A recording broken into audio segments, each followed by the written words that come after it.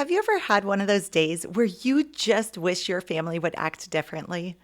Like they would be kinder to each other, kinder to you, or see the messy home around them and help you out without being asked or complaining? Your kid's behavior can be one of the most frustrating things in the world and an instant trigger for stress, frustration, and anger, which ultimately leads to moms feeling helpless, overwhelmed, and exhausted. And that's not what you need when you're trying to do all the things as a mom and maintain your kids' happiness. Welcome to Conquer Mom Stress, the podcast that helps you stress less and enjoy motherhood more. If you've ever crawled into bed at night, completely exhausted, but still feel like there's so much left to do, you are in the right place. I'm your host, Jill Gockel, and I believe that motherhood is meant to feel joyful, not exhausting. Together, we'll uncover what's really fueling your stress and give you the practical tools to conquer it so you can finally feel like the confident mom you were made to be. Also, if you have a specific question or issue you're stressing about, head over to jillgockel.com/ask to submit your question. And who knows, you might just be featured in an upcoming episode so you can get practical, real-world solutions to the exact challenges you're facing. One of the hardest parts of motherhood is the intense duty you feel to protect your kids from pain. Your love takes this role to heart and is constantly scanning the environment and your child's behavior to identify anything that could lead to pain in their future. When I was growing up, my giant emotions were something that led to so much pain in my life. I felt everything and felt it big. Those emotional highs and lows would stick with me all day long. And if something didn't go my way, the rest of my day would be ruined as I sulked in a foul mood. So when my daughter hit middle school and began showing some of the same behaviors, I instantly noticed and knew she was headed towards a direction that would leave her unhappy and isolated. And I did not want this for her. Day after day, I observed this behavior and was so stressed about how to help her. That stress ultimately caused me to snap at her the moment I noticed her mood turn. I was constantly on edge, waiting for the moment each day she would get into one of her moods. It was horrible. And all of this was coming from a place of love, trying to help her and protect her from feeling pain in the future. But I sat there wondering, why is she acting like this? Her hormones were making her so emotional. And everywhere I looked, tween attitude was the answer. So I guess I better just get used to it. But seeing her unhappy was making me unhappy too. Do you ever want your kids to behave a certain way, but it feels like the way they act is the complete opposite? Why is that? And how does that affect you as a mom? Well, here's what happens to so many moms. You want your kids to be kind, respectful, and helpful. All the things that are going to give them a healthy, happy, successful life. But based on your past observations of your kids, you know that they are going to argue with you, ignore you, or sass back. And your brain is like a little GPS system, steering you towards whatever you're focused on. It's kind of like when you buy a new vehicle and suddenly you see the same vehicle all over town. Your brain recognizes that this new vehicle is important and starts pointing it out to you everywhere you go. Well, when your brain expects stress, attitude, or conflict with your kids, it will actually start scanning your environment and your kids' behaviors for proof that it's right. That's why when you think your teenager has sass, every time you ask her to do something, you'll notice she rolls her eyes. This is because your brain is logging it as evidence that your kid is disrespectful. It's called confirmation bias, and it's your brain's way of saying, see, I knew it. Unfortunately, the more your brain expects a certain behavior, the more it subtly reacts to it, faster, sharper, and with more emotion.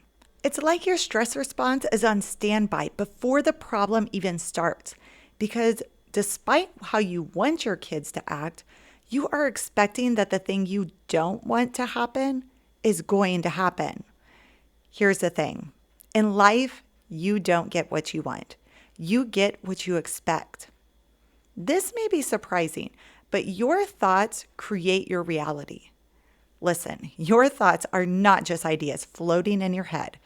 They're actually neurosignals that trigger emotions, behaviors, and even changes in your body chemistry.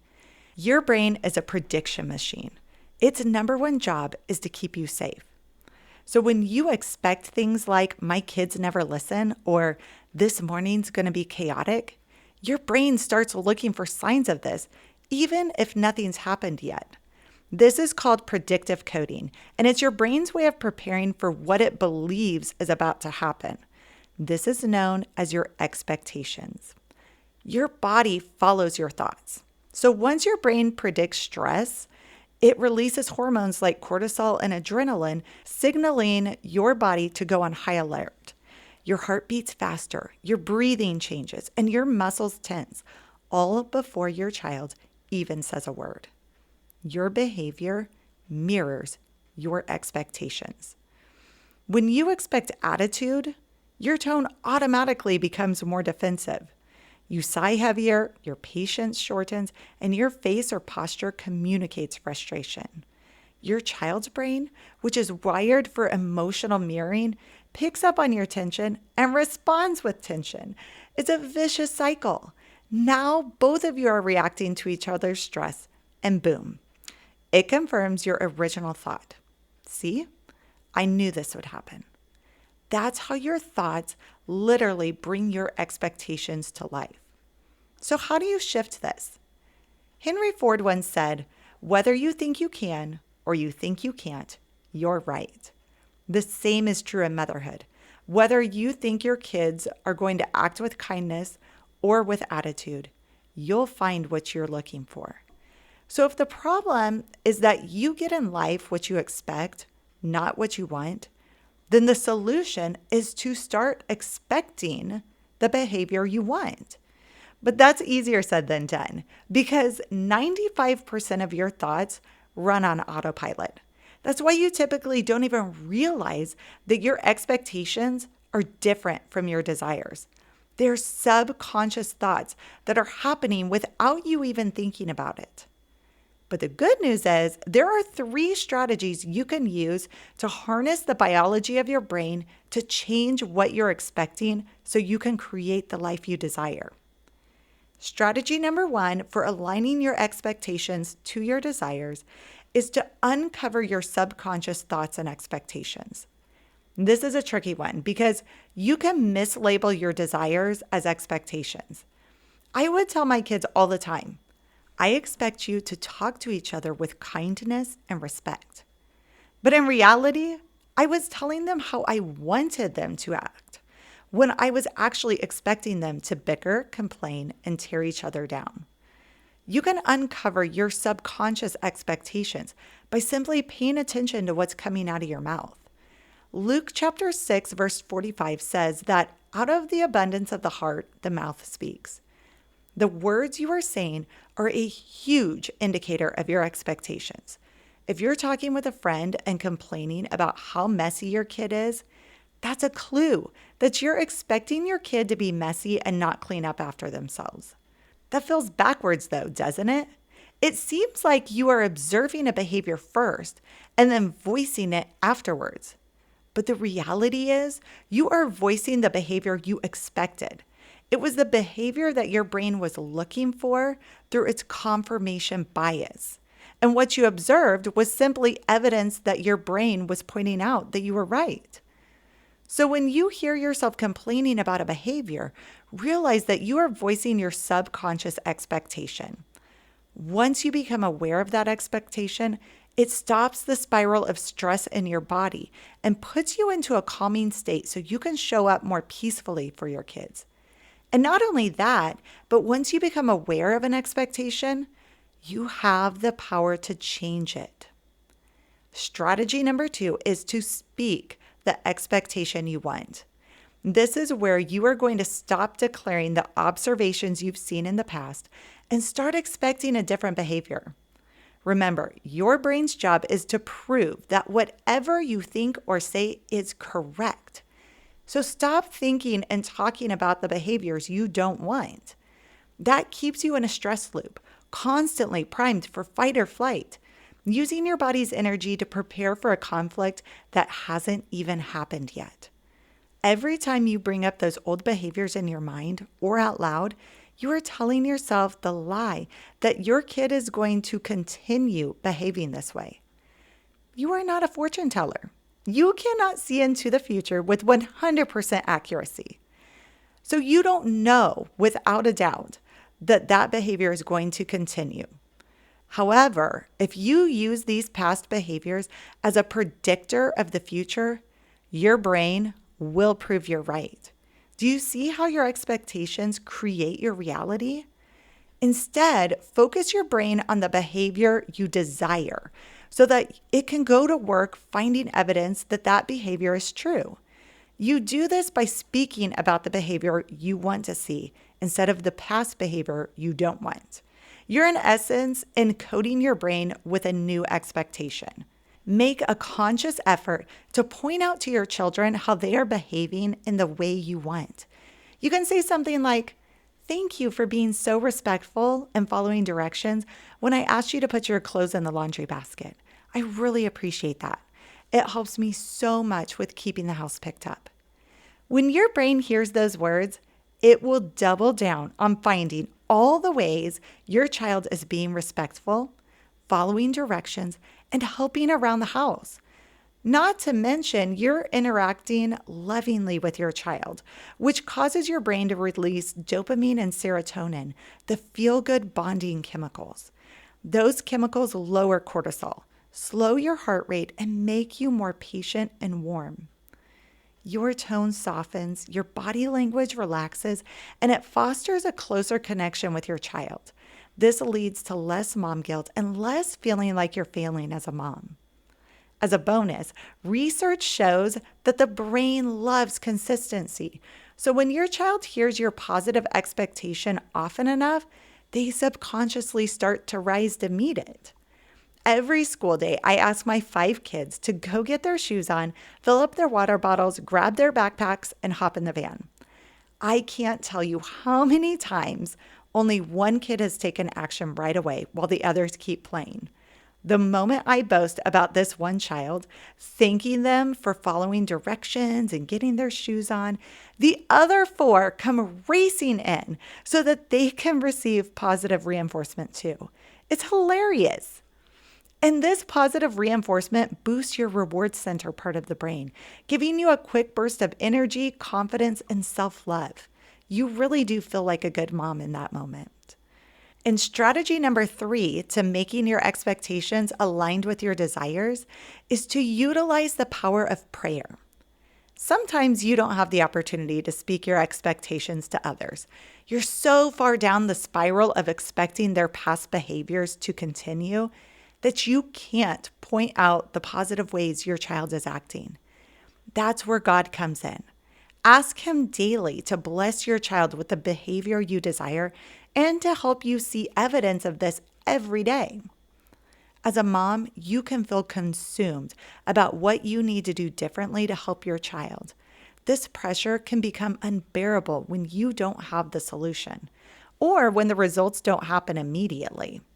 That stress keeps you on edge, making you feel worn out and unavailable to your kid because your subconscious is so focused on how to solve this problem.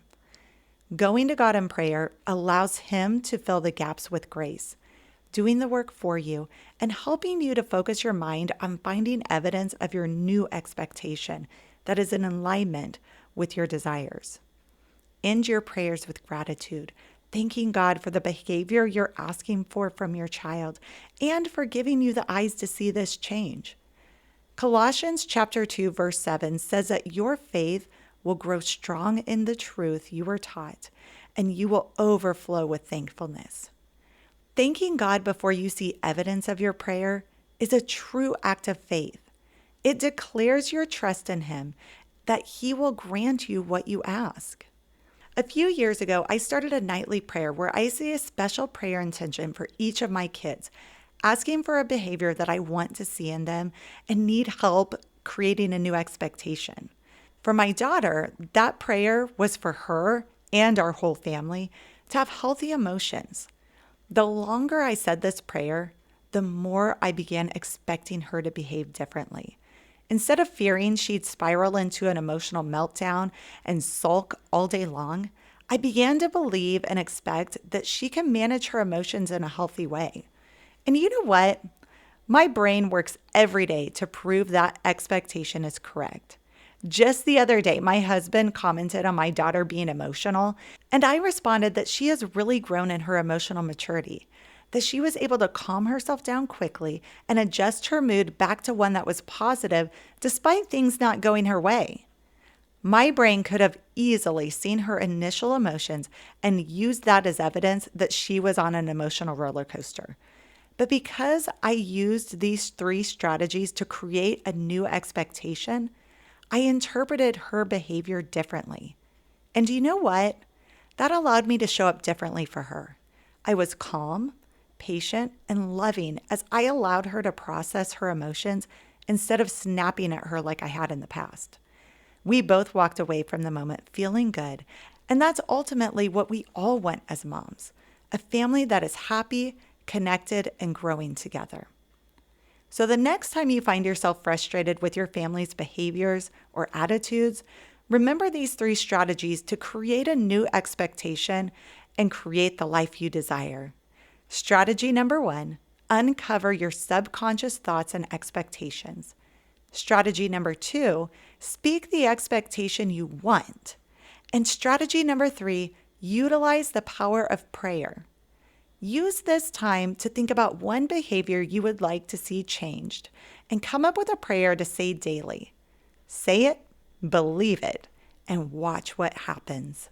Philippians chapter 4, verse 8 says, "Finally, brothers and sisters, whatever is true, whatever is honorable, whatever is just, whatever is pure, whatever is lovely, whatever is commendable, if there is any excellence, if there is anything worthy of praise, think about these things." Mama, let your expectations reflect the goodness you want to see in your children, in your spouse, and in yourself. As you change what you're focusing on, your body will follow your thoughts and you'll show up differently for your family, which will eventually lead to them showing up differently for you. Thanks for joining me for this episode of Conquer Mom Stress. If today's conversation encouraged you, hit follow and leave a review. That lets me know that these episodes are hitting the topics you need. And while you're there, share this podcast with another mom who might need to hear it. Your thoughtfulness might just be what she needs to get through the day. Also, if you want help with the exact challenges you're facing as a mom, head over to jillgockel.com/ask. The link will also be in the show notes, and share your biggest mom stressor. I'll be tackling these issues in future episodes. Remember, this is your place to pause, reset, and start conquering mom stress, one small step at a time. Motherhood isn't meant to drain the life out of you. It's meant to be lived with joy, even on the messy days. And together, we're going to find that joy again.